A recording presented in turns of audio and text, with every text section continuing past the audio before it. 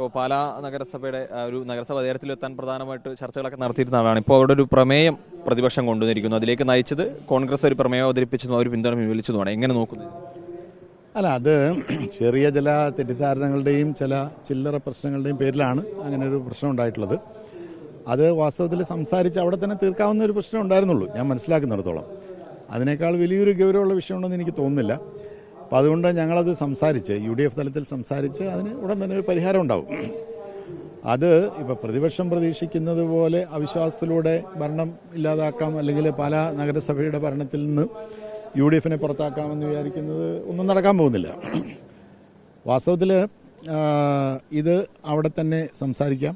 ഇത് വാസ്തവത്തിൽ നിങ്ങൾ മനസ്സിലാക്കേണ്ട ഒരു കാര്യം എന്താണെന്ന് വെച്ചാൽ, സംസ്ഥാന നേതൃത്വം UDFൻ്റെ സംസ്ഥാന നേതൃത്വം നിർദ്ദേശിച്ചതനുസരിച്ച് ജില്ലാതലത്തിൽ ചർച്ച ചെയ്ത് ഇങ്ങനൊരു ഭരണം UDFൻ്റെതായ നേതൃത്വത്തിൽ പാലാ നഗരസഭയിൽ ഉണ്ടാകണം.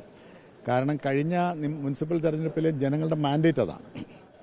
നിലവിലുണ്ടായിരുന്ന LDFൻ്റെ സംവിധാനം മാറി UDFൻ്റെ ഭരണം വരണം എന്നുള്ളതാണ് ജനങ്ങൾ നൽകിയ മാൻഡേറ്റ്. ആ മാൻഡേറ്റിനനുസരിച്ച് ഒരു ഭരണസമിതി ഉണ്ടാക്കുക എന്നുള്ളതായിരുന്നു UDFൻ്റെ ഉത്തരവാദിത്വം. അത് ഞങ്ങൾ നടത്തിയിട്ടുണ്ട്. അതിൻ്റെ ആ ഒരു പൂർത്തീകരണം നല്ല രീതിയിൽ പൂർത്തിയാക്കാനായിട്ട് കഴിഞ്ഞു. ധാരണകളൊക്കെ പറഞ്ഞിട്ടുണ്ട്. അതനുസരിച്ച് കൃത്യമായിട്ട് കാര്യങ്ങൾ നടക്കും.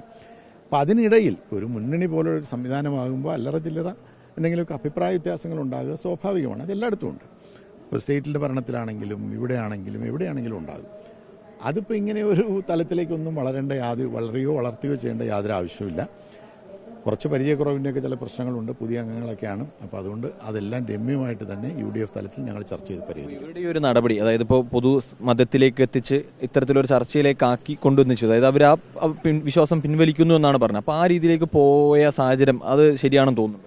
അല്ല, അത് ഒഴിവാക്കേണ്ടതായിരുന്നു. ഞാൻ പറഞ്ഞല്ലോ, കുറച്ചൊരു പരിചയക്കുറവിൻ്റെയൊക്കെ ഒരു പ്രശ്നം ഉണ്ടാകും. അതിനെ ആ രീതിയിൽ കണ്ടാൽ മതി. കാരണം ഇപ്പോൾ അങ്ങനെ ഒരു തലത്തിലേക്ക് അത് വളരുന്ന ഒരു സാഹചര്യം ഉണ്ടാക്കാൻ പാടില്ലായിരുന്നു. അത് കൃത്യമായിട്ട് പറഞ്ഞിരുന്നതാണ്. കൃത്യമായിട്ട് പാർലമെൻ്ററി പാർട്ടി കൂടുകയും ഓരോ യോഗത്തിന് മുമ്പും കൂടി ആലോചിച്ച് കാര്യങ്ങൾ തീരുമാനിച്ച് വേണം ഈ കാര്യങ്ങളൊക്കെ ചെയ്യാൻ, അല്ലെങ്കിൽ തീരുമാനങ്ങൾ എടുക്കാനെന്ന് കൃത്യമായ നിർദ്ദേശം ഉണ്ടായിരുന്നു. അപ്പോൾ അതിലൊക്കെ ചില വീഴ്ചകൾ വന്നുകൊണ്ടായിരിക്കാം ഇങ്ങനെ ഒരു പ്രശ്നം ഉണ്ടായത്. നമ്മൾ പറഞ്ഞു ഇല്ല, അങ്ങനെയൊന്നുമില്ല.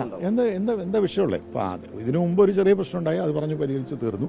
ഇതിപ്പോൾ ഒരു പുതിയ ഡെവലപ്മെൻ്റാണ്. അവിടുത്തെ പ്രൈവറ്റ് സ്റ്റാൻഡ് വാടകയ്ക്ക് കൊടുക്കുന്നത് സംബന്ധിച്ച്, പൊതു ആവശ്യങ്ങൾ കൊടുക്കുന്നത് സംബന്ധിച്ചുള്ളതാണ്. ആദ്യമായിട്ടുള്ള കാര്യമല്ല, അവിടെ സ്ഥിരം ചെയ്യുന്ന കാര്യമാണ്. ഇതിനു മുമ്പ് നടന്നിട്ടുണ്ട്. അപ്പോൾ അതിൽ എനിക്ക് മനസ്സിലാകുന്നില്ല, എന്താണൊരു പുതുമയൊന്നുമില്ലല്ലോ. പിന്നെ അതിൽ എന്തെങ്കിലും ഒരു ആശയവിനിമയത്തിന് എന്തെങ്കിലും ഒരു കുറവ് വന്നിട്ടുണ്ടെങ്കിൽ അത് നമുക്ക് ചർച്ച ചെയ്ത് പരിഹരിക്കാവുന്നതാണ്. ദിവസമാണ് ഇനിയുള്ളത്. 15 ദിവസത്തിനുള്ളിൽ എന്തായാലും അവിശ്വാസത്തിന്റെ പ്രമേയം നോട്ടീസ് നഗരസഭയിൽ വരും. അതിനു മുമ്പ് ഈ പ്രശ്നങ്ങളൊക്കെ തീർക്കും. തീർച്ചയായിട്ടും 15 ദിവസത്തിന്റെ കാര്യമൊന്നുമില്ല. ഉടൻ തന്നെ ഈ കാര്യങ്ങൾ സംസാരിക്കും. അതിനൊരു ധാരണ ഉണ്ടാവും എന്നാണ് എൻ്റെ പ്രതീക്ഷ. അല്ല, എല്ലാവരും ഉണ്ടാവും. ഇപ്പം എല്ലാവരും കൂടിയാണല്ലോ ഭരിക്കുന്നത്. ഈ പറയുന്ന 14 അംഗങ്ങൾ വേണമല്ലോ. ആ 14 പേരും ഒറ്റക്കെട്ടായി ഒരുമിച്ച് നിൽക്കാനുള്ള പരിശ്രമമാണ് ഞങ്ങൾ നടത്തുന്നത്. അതിനകത്ത് എന്തെങ്കിലും തെറ്റിദ്ധാരണകൾ ഉണ്ടായിട്ടുണ്ടെങ്കിൽ അത് സംസാരിച്ച് തീർക്കും.